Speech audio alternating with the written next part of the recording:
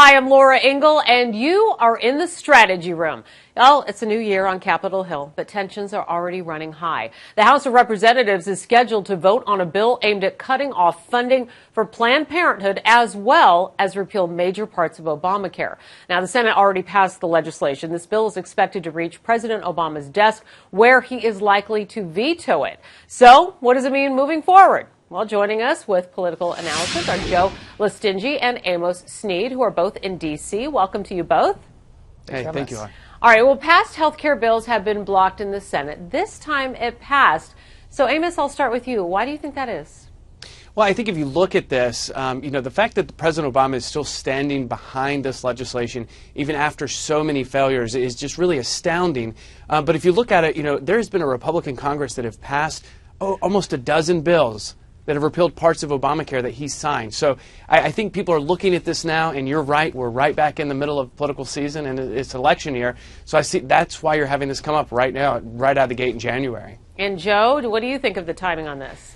Well, actually, Amos missed a very important point. They used a special rule so that they did not have to go through the same process. It's a one-time use rule, and they've wasted it already in January, the 6th day of January. It's gone. So what they've done, and maybe we can all breathe a sigh of relief. Oh, we finally passed a repeal, or passed a bill that the president will repeal. Maybe this issue's done.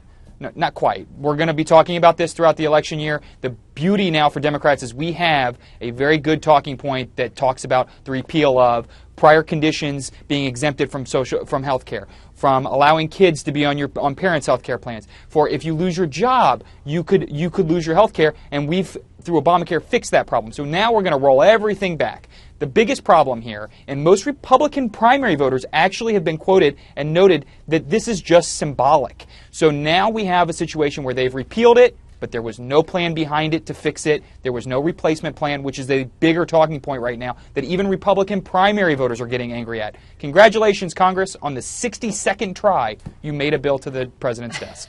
Yeah, and Republicans have long tried to eliminate the Affordable Care Act before the next election, but it's not likely, as you said, since the president is poised to repeal his signature health care law. So with all of that said, now what? Amos? Well, I think if you look at this, of course, he's not going to repeal Obamacare. But Republicans in Congress owe this to the citizens who elected them to be in office. There have been massive failures with this. We couldn't even get a website to work. Yes, more people have insurance cards now, but your premiums have gone up. It's been a failure from the implementation all the way through. So I think Republicans needed to do this. And to Joe's point, there have been really good, thoughtful ideas of positive health care legislation that have come. You look at what Chairman Upton's doing in the House and Senator Burr. So there are other options that are out there. But I do agree with him. This was something Republicans needed to do right out of the gate. Yeah, and the timing of the vote, its arrival on the president's desk coming days before he's set to deliver his last State of the Union address. So, a lot of people are wondering, is this really going to change anything, Joe? No, it's not going to change anything. As long as President Obama sits behind that desk, and as long as there's a Democrat in the White House, key Obamacare components will be protected.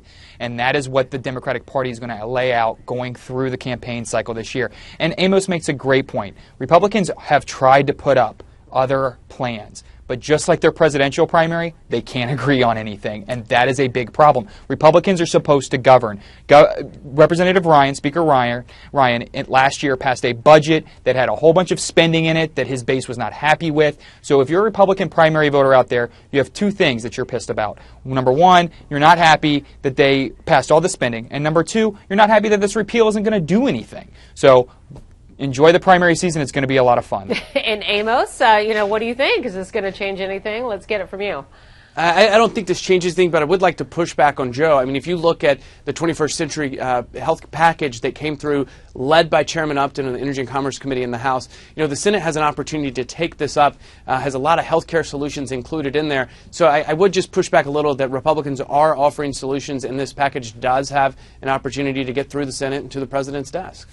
All right, Joe Lestingi and Amos Snead, thank you both for being here. We love your perspective here in the strategy room. Thanks to you both. Thanks for having us. Thank you. For more on this developing story, you can go to foxnews.com. I'm Laura Engel. Thanks for watching.